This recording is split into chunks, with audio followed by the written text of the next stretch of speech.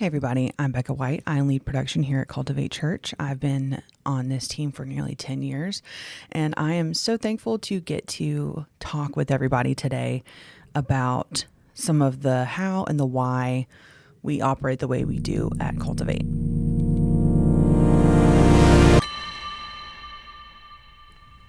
So I did some quick math, and we have 45 light fixtures, 1 hazer, 4 screens, 2 computers, and 1 soundboard.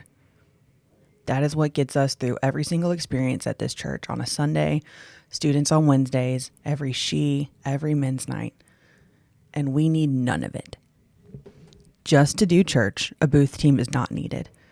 We could come in here with an acoustic worship set, hand out notes for the message, have all the overhead lights on, and people would still meet Jesus. That is how worship has been done for hundreds of years.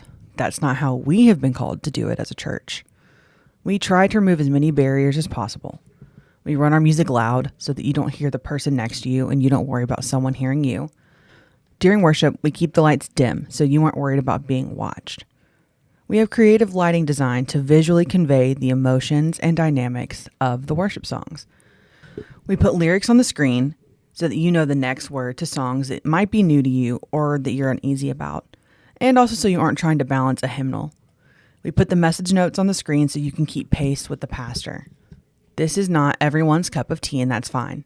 God calls different churches and even different teams within the same church to different things. Some people are distracted by our lights and loud music, so a more traditional worship experience is for them. Some people, like me, easily begin counting pews, checking the time, and noticing who would die if that large chandelier speaker fell during the middle of the service. So, a more contemporary, immersive experience is for them. At Cultivate, we want to immerse every person in a moment with God and experience Him. That is why we call them worship experiences and not services. So what sets us apart? Why do we do it? Everything we do is about excellence, not perfection. We do things to the best of our abilities every time we step foot in here. Some weeks, that means you hit every light cue. Every lyric is perfectly timed. You don't miss a single message point, and every mic was unmuted at the exact time it was needed, and mixes are perfect. Some weeks, you had a sick kid, so you have just enough energy to come in here and hit 80% of your normal. That's fine. We don't all have it together all the time. But with that said, in the booth, your serve should never start on a Sunday morning when you arrive on campus. As soon as you get the Planning Center schedule request, your serve begins. Once you accept, you should be looking at the set list, who is in your band, who your vocalists are, and which pastor is speaking, and also check any notes put in there for the order of the day. During the week, listen to the set list, especially if there's a new song.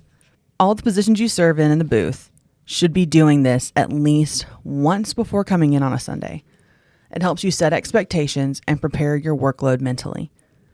For sound, seeing when you're doing a song like Rattle, but your band is down a bass, or your vocalists are people with voices who might need a little boost, you can be planning out your strategy for the mix ahead of time.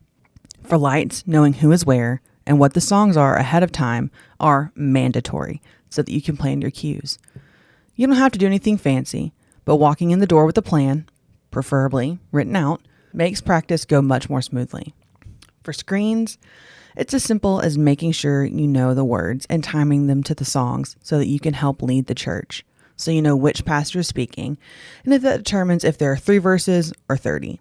By coming in prepared, that allows us to be open to curveballs, which means we operate at a higher level of excellence. We never strive for perfection, like I said, simply the best we can do that day. By being prepared and planning ahead, we are creating an environment where every person in the room is thought of ahead of time. When we do what we can, it allows us to move out of the way and let God. And you may be asking yourself, why is immersion so important? The definition of immersion is the act of dipping something in a substance, completely covering it. It could mean physically putting your body underwater, for example, or it could be metaphorical. For us, immersion means an environment where people come face to face with God, because everything we have done welcomes the Holy Spirit. When you've been immersed, you leave different. You might be wet from getting out of the pool. If you are metaphorically immersed, like when you finish a book, you might feel moved to action or like you've learned something new. For us, That change is a deeper relationship with God, chains being broken, hearts and lives set into new paths. We're never trying to force an emotional response or manipulate a reaction. We are simply trying to communicate whatever message the Lord has for this church. I know that this team might seem intimidating. There's a lot of technology, but I promise you can learn it. I walked in knowing nothing. I had, for years growing up at my home church, had pushed a button to run a presentation slideshow for lyrics. I never once programmed a light cue. I have never touched anything remotely close to Pro Presenter. But here I am as living proof that when God calls you to something and puts something in your heart, you can do it.